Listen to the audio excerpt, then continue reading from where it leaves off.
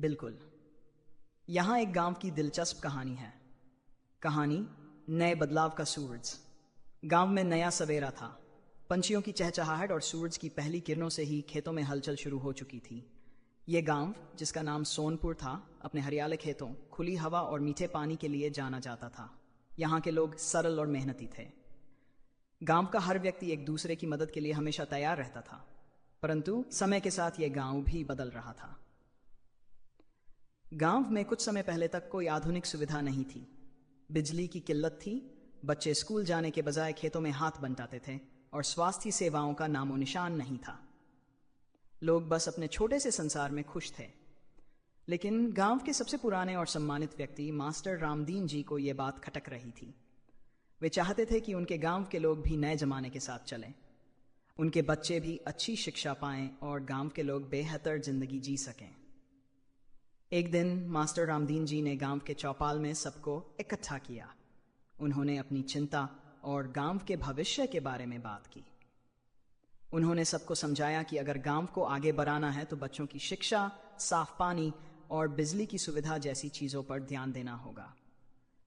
पहले तो गांव के कुछ बुजुर्गों ने कहा कि अरे मास्टर जी, हम तो पीढ़ियों से ऐसे ही रह रहे हैं, अब इसमें क्या बदलाव करना। पर मास्टर जी ने बड़ी समझदारी से उन्हें समझाया कि दुनिया बदल रही है और हमें भी इस बदलाव का हिस्सा बनना चाहिए।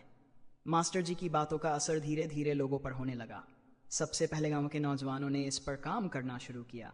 उन्होंने गांव में एक छोटा सा पुस्तकालय बनाने का निश्चय किया। किताबें और अखबार लाया गया था कि गांव के लोग पढ़ाई की अहमियत को समझ सकें।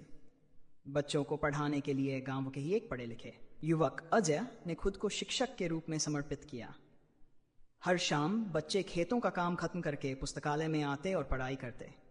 इसके बाद गांव में साफ पानी की समस्या का समाधान करने के लिए एक छोटे बांध का निर्माण किया गया। लोगों ने अपनी मेहनत और एकजुटता से उस बांध का निर्माण किया, जिससे गांव के कुएं में हमेशा पानी रहता। इससे खेती में भी काफी मदद मिली और लोगों को साफ पानी भी मिला। बिजली की व्यवस्था करना एक मुश्किल काम था, लेकिन गांव के लोगों ने सरकारी कार्यालयों में आवेदन किया। काफी प्रयासों और इंतजार के बाद आखिरकार सरकार ने उनके गांव में बिजली की लाइन बिछाने का काम शुरू कर दिया। एक दिन ऐसा भी आया जब गांव के हर घर में बिजली की रोशनी फैली। उस दिन की खुशी गांव वालों के चेहरों पर साफ झलक रही थी।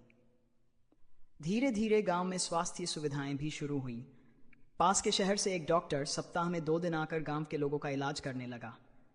इससे बीमारियां कम होने लगीं और लोग स्वस्थ रहने लगे। कुछ सालों में सोनपुर गांव में बहुत बदलाव आ चुका था। अब यहाँ के बच्चे पढ़े लिखे थे, महिलाओं को रोजगार मिल रहा था और लोग नई तकनीक और साधनों का प्रयोग कर रहे थे। मास्टर रामदीन जी का सपना अब सच हो चुका था।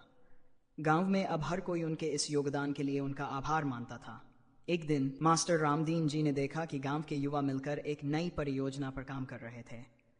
उन्होंने मुस्कुराते हुए सोचा कि सोनपुर का भविष्य अब सुरक्षित है। उन्होंने आंखें बंद कर ली और मन ही मन अपने गांव के लिए दुआ की।